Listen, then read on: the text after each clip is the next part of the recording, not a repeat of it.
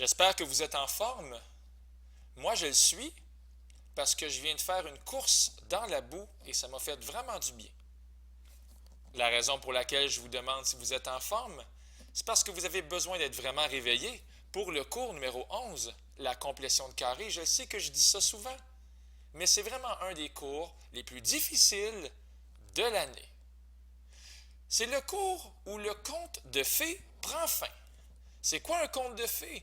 C'est qu'à chaque fois qu'on a factorisé, par exemple, deux nombres dont la somme est égale à 5 et dont le produit est égal à 4, à chaque fois qu'on a factorisé, on a toujours, bref ou presque, je pense, trouvé les nombres qui faisaient notre affaire. Par exemple, ici, les réponses, c'est 1 et 4, parce que le produit donne 4 et la somme donne 5.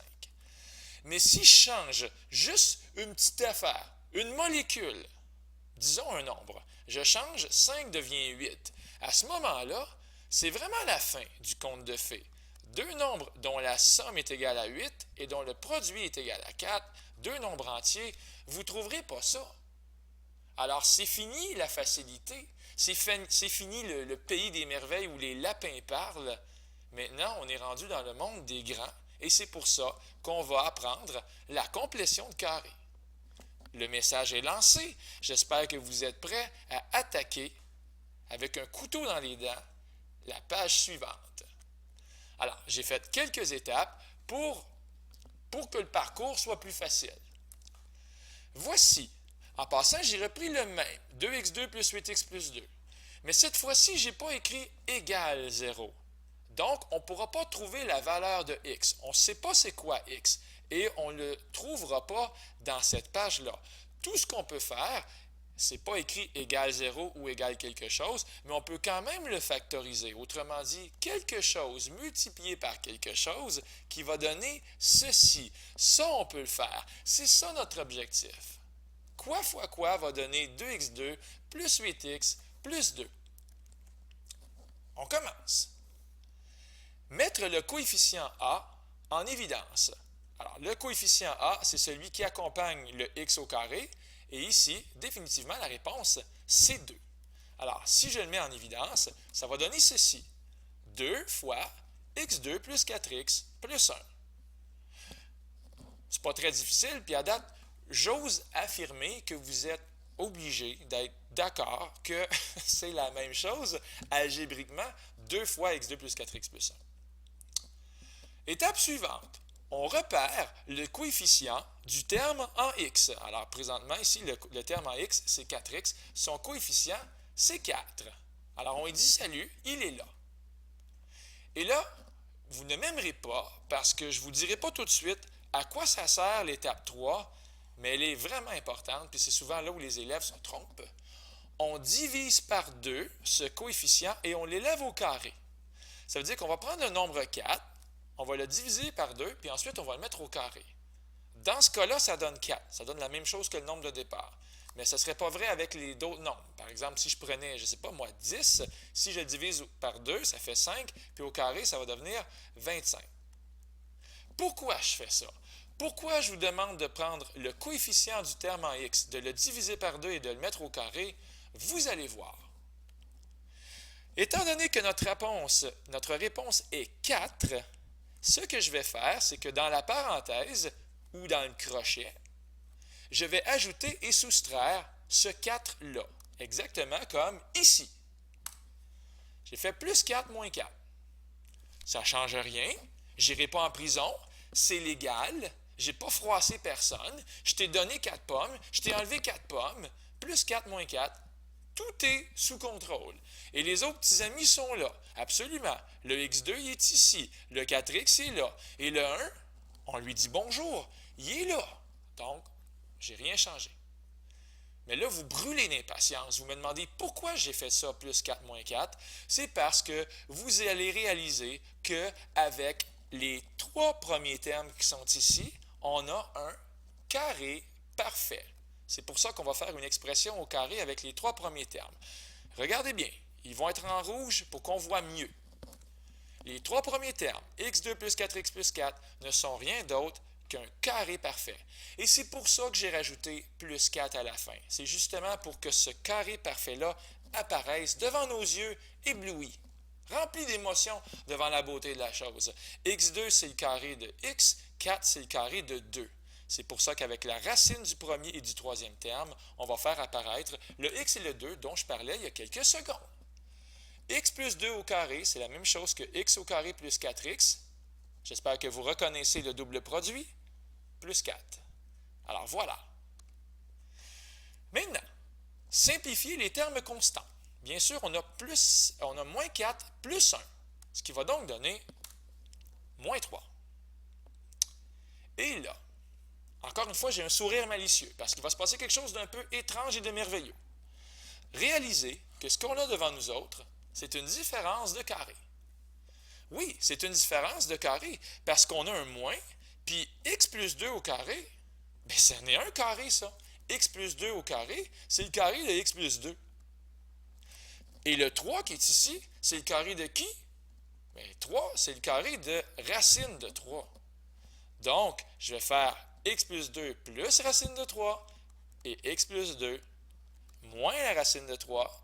Comme ça, c'est écrit un peu collé, mais c'est exactement ça que je viens de faire. J'ai réalisé que j'avais une différence de carré et je l'ai écrit sous la forme a plus b, a moins b. J'espère que vous reconnaissez. Le plus, il est ici. On le salue et le moins est ici. Lui aussi, on va lui dire bonjour.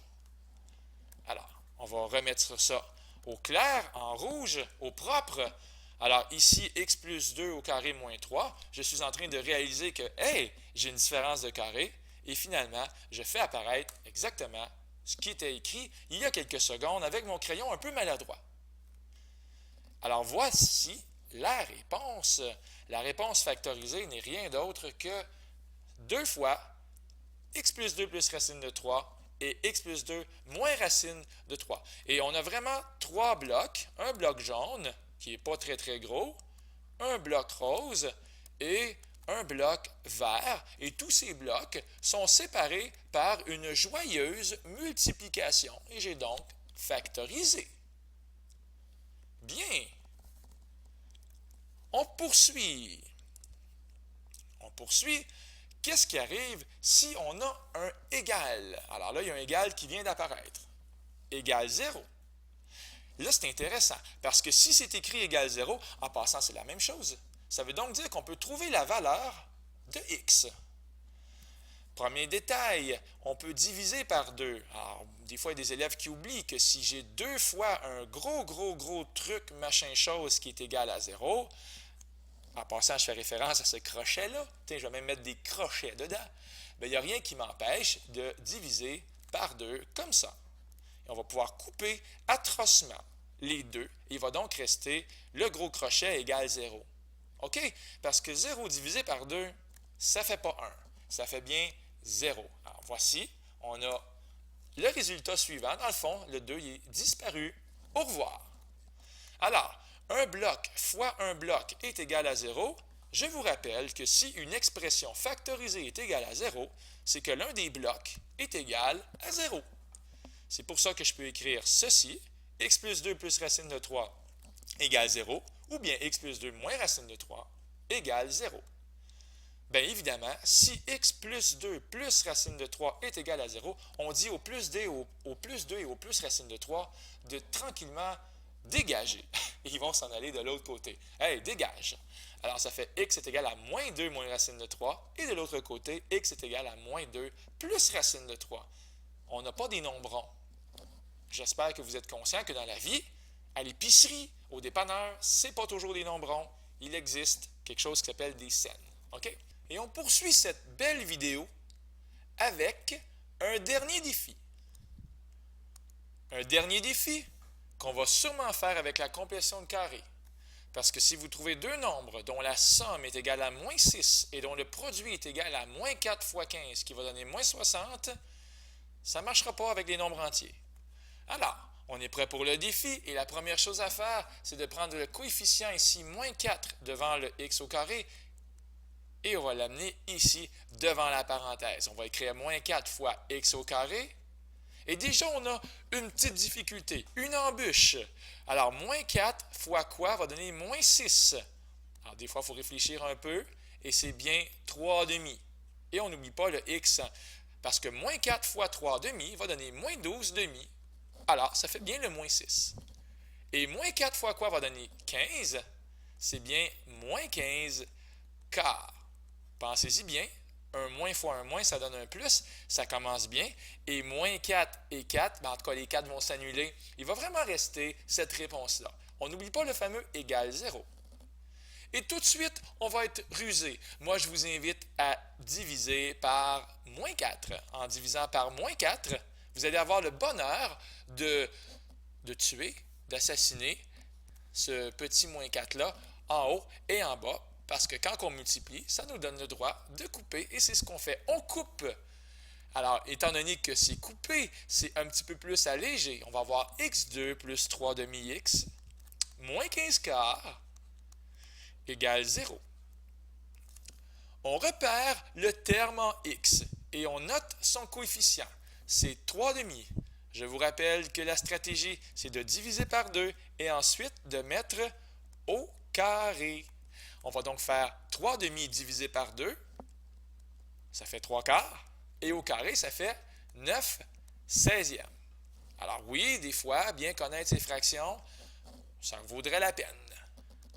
Alors, ça fait x2 plus 3 demi-x, et on va ajouter ce 9 16e là, et on va également le retirer tout de suite. On n'oublie pas le dernier, moins 15 quarts, et surtout, on n'oublie pas égal 0. Et là, on est content. On fait la danse du ballet. Je ne sais pas si ça existe, mais on est fou comme un ballet parce que les 3 premiers termes, c'est un carré parfait. D'ailleurs, x2, c'est le carré de x, et 9 16e, c'est le carré de 3 quarts. Alors, je peux donc écrire x plus 3 quarts au carré. Et je peux vérifier mentalement que le double produit de x et de 3 quarts, c'est bel et bien, sans l'ombre d'un doute, sans aucune hésitation, 3 demi-x. On n'oublie pas les derniers, moins 9 16e, et moins 15 quarts, je vais être un peu plus proactif, je vais écrire moins 60 16e. Comme ça, le dénominateur est le même. On poursuit. X plus 3 quarts au carré est égal, pas est égal, mais moins 69 16e est égal à 0. Bien, on a notre différence de carré. X plus 3 quarts au carré, c'est le carré de x plus 3 quarts. Et 69 16e, c'est le carré de racine de 69 16e. On va l'écrire avec un plus. On va fermer la parenthèse. Et ensuite, on va l'écrire avec un moins, comme dans x plus 3 quarts, moins la racine de 69 16e. Et on ferme la parenthèse. On n'oublie pas le fameux égal 0. Je multiplie deux blocs qui donnent 0. Ça veut donc dire deux choix. Dans le premier bloc, x plus 3 quarts plus la racine de 69 16e. Et regardez comment je l'ai écrit. J'ai brisé ma racine en deux. Est égal à 0. Ou bien, on fera l'équipe des rouges après. Parce que dans l'équipe des bleus, c'est presque terminé. On va avoir x est égal à moins 3 quarts moins racine de 69. Et là, je vais tout de suite écrire sur 4. C'est le fun, on a le même dénominateur. Ça va donc donner x est égal à moins 3 moins racine de 69. Tout ça, c'est sur 4. Et maintenant, dans l'équipe des rouges, x plus 3 quarts moins racine de 69 sur 16 égale 0, ça veut donc dire que x plus 3 quarts moins la racine de 69 sur la racine de 16 est égal à 0. Ça veut donc dire que x est égal à moins 3 quarts plus la racine de 69 sur 4. Ce qui va donner cette réponse-là ici, x est égal à moins 3 plus racine de 69 sur 4. Les deux réponses sont ici, en bleu et en rouge. On est content. On est content. En plus, non seulement c'est la réponse, mais en plus, c'est la bonne réponse. Alors, je vous invite à réécouter cette vidéo-là au besoin. OK? Et voilà. On se revoit bientôt, j'espère. C'était Luc Allard pour le Collège Sainte-Anne. Bye!